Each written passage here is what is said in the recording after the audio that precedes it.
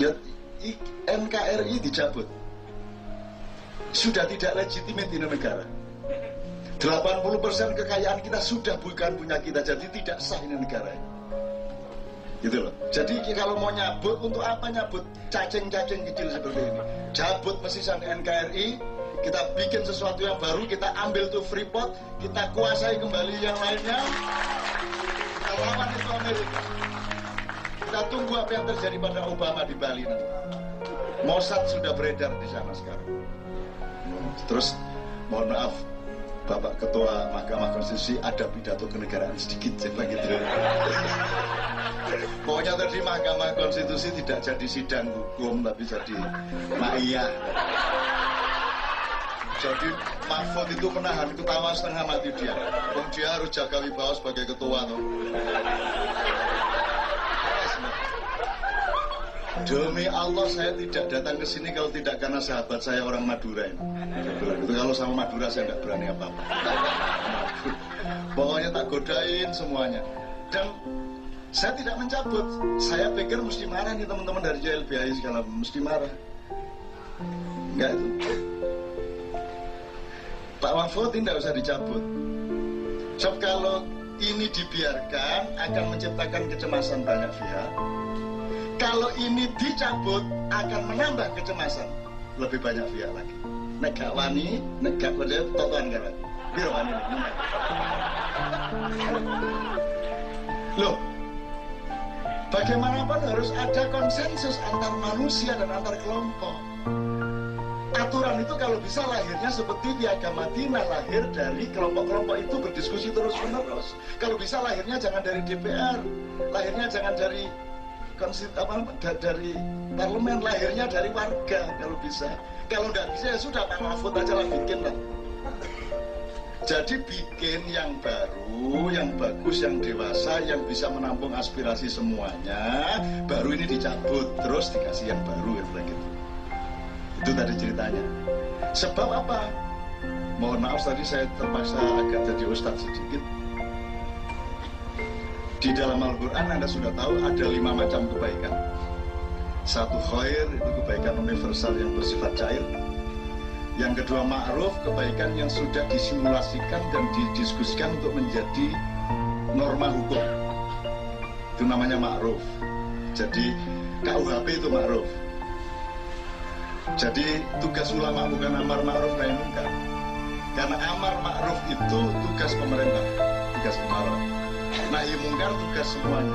Kalau tugas ulama adalah dakwah khair. Kalau mau pakai epistemologi Al-Quran, menurut saya seperti itu. Meskipun menurut orang lain boleh tidak seperti itu. Terus ada kebaikan yang namanya bir. Al-birru manit taqo. Predikatnya jadi mabrur. Jadi dari kata bir menjadi mabrur. Nah, mabrur ini satu kebaikan yang sifatnya linking up vertikal. Dicapai secara spiritual oleh setiap orang, sehingga yang mendapatkan gelar mabrur hanya haji. Tidak ada ketua Mahkamah Konstitusi mabrur, tidak ada. Presiden mabrur tidak ada, pedagang mabrur tidak ada, kiai mabrur tidak ada. Yang ada haji mabrur karena dia spesial. Terus ada lagi kebaikan yang namanya ihsan. Ihsan itu kebaikan yang tidak boleh dijadikan aturan. Kebaikan yang harus lahir dari nurani dan tasamuh atau toleransi setiap orang. Ada orang tidak makan, Anda tidak wajib memberi dia makan menurut hukum negara. Tapi Anda mau memberinya makan, berarti Anda punya ihsan. Kan begitu? Anda tidak harus membayar apa-apa, tapi Anda mau membayar untuk kemaslahatan, maka Anda punya ihsan. Nah, ihsan ini lahir dari kesadaran spiritual dan moral dari setiap orang. Nah, yang kelima, soleh. Soleh itu juga baik. Soleh adalah kebaikan yang sudah dihitung seluruh kemungkinan sosial dan dialektikanya, sehingga ketika sebuah peraturan diterapkan, dia sudah sangat minimal mudorotnya. Semakin besar mudorotnya, semakin rendah kesolehannya. Semakin kecil mudorotnya, semakin tinggi kesolehannya. Semakin, kalau masih ada orang yang merasa terancam, berarti belum soleh. Nah, pasal ini, aturan Perpu tahun 65 ini belum soleh, karena hari ini terbukti kita bertemu dengan orang-orang yang merasa terancam. maka kita harus mensolehkan aturan ini. Tidak usah dicabut, tapi disolehkan. Nah itu tadi saran saya. Akhirnya kedua belah pihak alhamdulillah terima kasih itu. Jadi teman-teman YLBHI, Komnas HAM segala macam juga terima kasih, terutama karena saya mengatakan ini aturan belum soleh. Maksud saya belum pernah ke warungnya Pak Soleh. Itu ya. Kira-kira seperti itu. Tidak mudah, Dadang. Tidak mudah. Sidang seperti itu ngomong harus formal, hanya 15 menit. Tapi harus merangkum seluruh masalah. Tidak mudah apalagi untuk mendamaikan dan mencari titik tengah seperti itu. Tapi alhamdulillah Allah membimbing. Sehingga tadi semuanya matur nuwun. Gitu loh. Sampai saya bingung. Mestinya karena saya nggak menyarankan dicabut, mestinya saya dimarahi dong sama YLBHI. Tapi enggak kok tadi. Setahu saya, yang saya alami tidak. Saya malah ketemu mereka habis itu banyak sekali dan mereka terima kasih. Bukan saya senang diterima kasih, tapi bahwa kita mencoba menerapkan ma'iyah itu di setiap masalah-masalah. Dan ternyata semuanya oke. Meskipun kemudian masih ada di luar sidang itu kemudian ulil lewat, dajjal. Bojo ono sing ngono, halal darahnya. Ngono terus aku gak ngerti toh kalau ada gitu-gitu. Aku takon sapa sing diarani dajjal. Ulil takku. Ulil jak temen aku. Ayo aku ngono, ayo aku dajjal. Ayo sapa sing ngomong aku dajjal? Anjene yo, ayo lapor. Kayak terus aku dajjal. Ngono nek aku dikolong dajjal. Kayak terus kon, terlambat kon. Aku ket awal lahir wis dajjal. Siungen aku biyen. Iku dawa.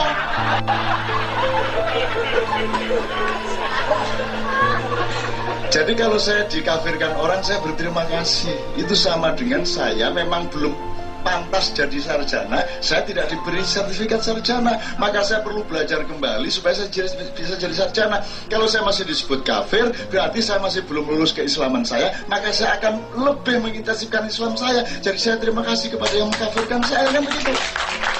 Matur nuwun saya. Terus, ya tapi kan nggak boleh dong mengaku dirinya kafir loh. Di mana-mana orang cantik itu nggak pernah saya cantik loh. Nggak ono. Itu jenenge kemayu. Orang ganteng bagus, aku bagus loh. Orang aku gembagus. Gitu. Ada orang, sorry ya jangan marah, aku itu wong soleh loh. Ngomong. Orang ngomong dugangan aku. Jadi saya disuruh menyebut diriku soleh begitu. Enggak dong, aku menyebut aku kafir. Semua nabi-nabi memberi pelajaran kepada kita. Ini kuntu minadh dhalimin. Tidak ada nabi mengatakan ini minas sholihin. Gak ono. Sobirin ono. Innallaha ma'as sobirin. Pada suatu pagi waktu ujian SMA, saya dapat berita sobirin tidak bisa ikut ujian. Oh kita belum sumur. Wah kita lari di Neto Praja. Iling tau gue, Neto Praja. Wah kita lari ke sana. Wah kita ambil sobirin pakai tali itu. Begitu sampai di atas sumur, dia sudah setengah pingsan. Innallaha ma'as sobirin. Tuhan benar-benar bersama sobirin. Loh, apa Allah kita sakiti dengan pemikiran-pemikiran seperti itu? Apakah Allah senang kita mengumumkan kebaikan kita? Ataukah Allah mengajarkan kita berendah hati, merasa jelek atau merasa baik yang baik? Merasa jelek dong. Ya biar tuh. Sorry aku soleh.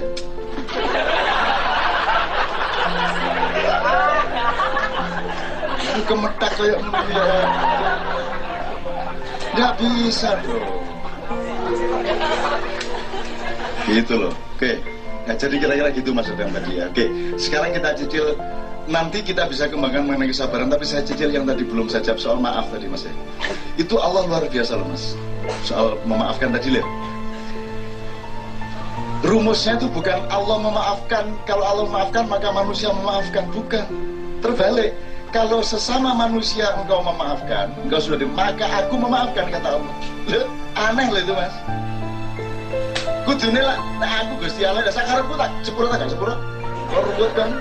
Ngono nah aku Gusti Allah. Ini Allah ini aneh. Kalau kalian sudah minta maaf dan dimaafkan oleh saudaramu yang engkau berbuat kesalahan, maka aku maafkan kamu. Lu lah enak tuh dia nganut kita. Lu Allah kayak gitu kok kamu nggak mau itu lah. Allah itu enaknya luar biasa. Kamu lah top dah dia tuh. Top. Cuman dia mau ngasih rezeki kamu, dia ragu-ragu karena dia agak aneh sama saya. Ntar lah simpen dulu. Ntar kalau dia sudah senyum sama saya, tak kasih banyak gitu mas dia. Itu sudah saya tanya, susah interview dia. Nah, mengenai Allah itu Anda jangan tergantung kepada berita-berita, informasi dan rumusan-rumusan mengenai Allah dari kiri kanan Anda. Allah itu pokoknya kebenaran yang benar-benar di dalam diri Anda. Disitulah jalannya. Jangan menurut ini, nanti dulu. Oke, menurut ini juga penting. Tapi yang terpenting adalah penemuan kebenaran dan cinta yang sungguh-sungguh di dalam dirimu. Itu sudah cukup. Itu sudah cukup. Makanya orang sekarang ilallah di mana, tapi itu berdasarkan khutbah di masjid, berdasarkan omongannya ustadz ini, kiai ini kan begitu. Mendeng dadang. Dia ngomong la ilaha supaya dia tahu semua yang bukan Allah, sehingga dia menemukan yang sungguh-sungguh Allah. Kan begitu.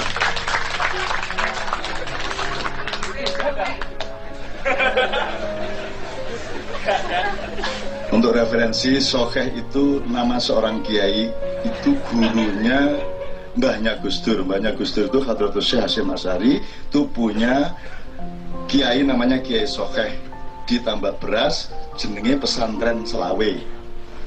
Selawe itu 25, jadi santrinya hanya 25, salah satunya adalah Mbahnya Gus Dur ini, kan gitu. Nah, Kiai Sokeh ini turunan ke-9 dari Pangeran Benowo. Pangeran Benowo ini dulu setelah kecewa sama konflik-konflik politik di Pajang, dia mengembara ke barat, balik ke timur, kemudian hidup di masa tuanya di Jombang dan kuburannya ada di Wonosalam. Dari situlah garis keilmuannya ke Hadratus Syekh, kan gitu. Nah, ini sekedar untuk referensi. Saya mengerti apa yang Anda bicarakan tadi mengenai tokoh pluralis, tapi suka apa-apa lah mas, suka masalah. Sudah ambil sana dunia, ambil semua gelar untukmu. Aku tidak punya gelar apa-apa. Karena kalau manusia sudah memberiku gelar, nanti Allah akan mengurangi gelarnya untukku. Kan begitu. Ngono caranya mas. Itu caranya menghibur apa enggak gelar ini ya. Oh, gitu kok ruwet. Mari kita remehkan diri sendiri gitu loh. Kalau Anda sudah sanggup meremehkan diri sendiri, maka Anda menjadi besar. Kan begitu? Betul enggak? Tenang aja. Mau dikafirno kok ruwet. Ya nopo sampeyan kae terus iki ya apa nek kula kafir wis kepiye. Lah. Wong kula niku nek turu mawon wiritan kowe iku kafir liberal.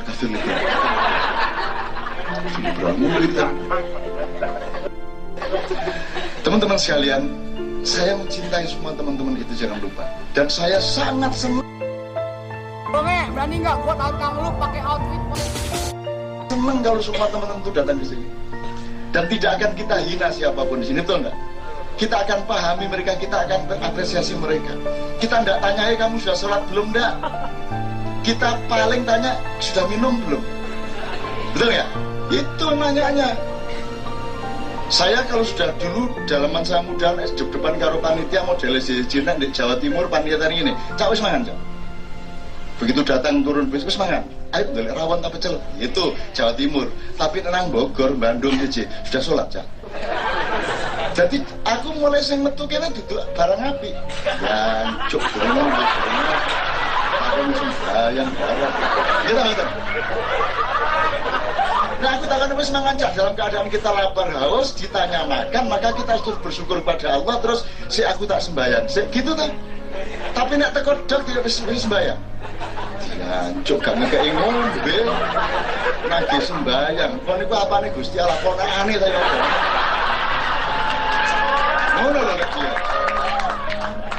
Mbok percaya sama orang lain, mbok percaya bahwa Anda itu akan sholat, itu kan Anda sudah dewasa, kita semua sudah dewasa, itu urusan Anda sama Allah, maksudnya tidak Anda jalankan, mbok kita saling percaya, tidak usah kita ikut nagih gitu loh. Betul enggak?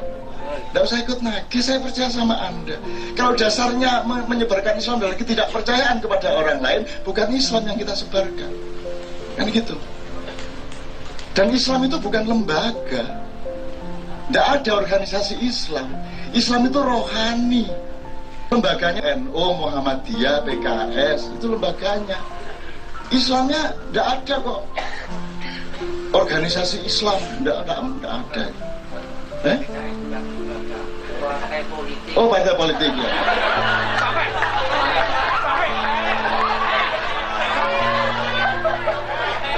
Mungkin gue lembaga lah Gus. Oke, gitu ya kira-kira sekalian ya. Meskipun kita di Maya tidak apa-apa kok, teman-teman itu punya kecenderungan begitu, kita pahami kok. Tapi boleh dong kita omong-omongan.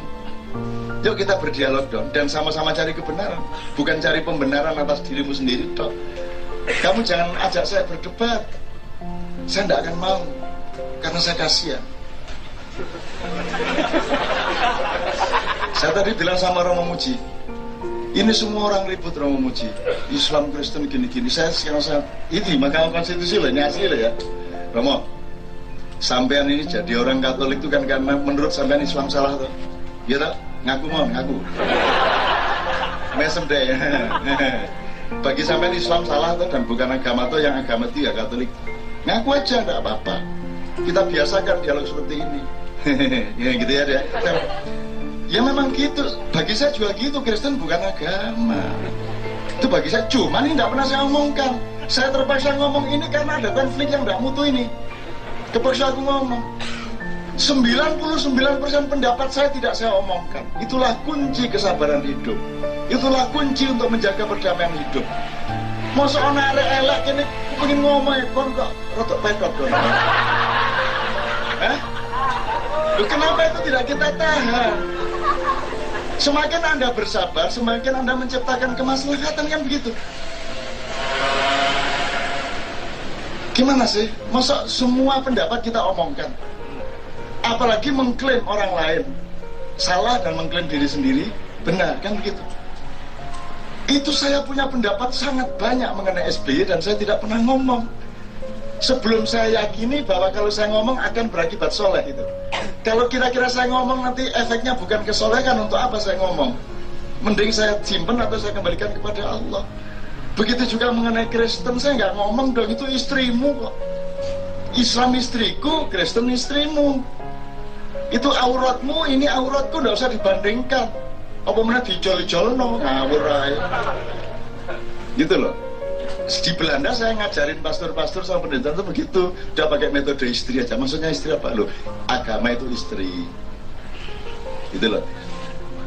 Artinya tidak usah kita perbandingkan antara yang mana yang lebih cantik, bahwa istriku ini lebih anu loh daripada istrimu loh, ya tidak usah ngono lah, gitu loh.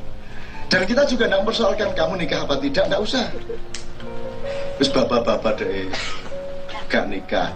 Kalaupun kita akan perbaiki, ada jalannya, bil hikmah wal mau'izatil hasanah wa jadilhum billati ihsan. Jangan Cak Nur Kholis Majid ngeledak lumpuh terus kita datangi Cak Nur. Ini laknat Allah ini. Kalau sampean sekarang insaf bertobat, insya Allah sembuh. Ya Allah, nak wong loro tiga ini. Itu terjadi benar. Cak Nur lumpuh ini nih. Ini karena laknat Allah ini. Karena Cak Nur ngomong mengenai sekularisme. Lho nak wong loro, aku kucing loro gak tega dak nih. Ana wong loro digenek ngono. Ini loh teman-teman, ini membela Islam, mengembangkan Islam, tapi betul-betul tidak memiliki akhlak kemanusiaan di antara mereka. Piye ta iki aku ora paham. Masa ada orang dajal, kamu dajal. Mungkin piye ta? Aku yang ngerti nek kowe caleng ning aku meneng wae.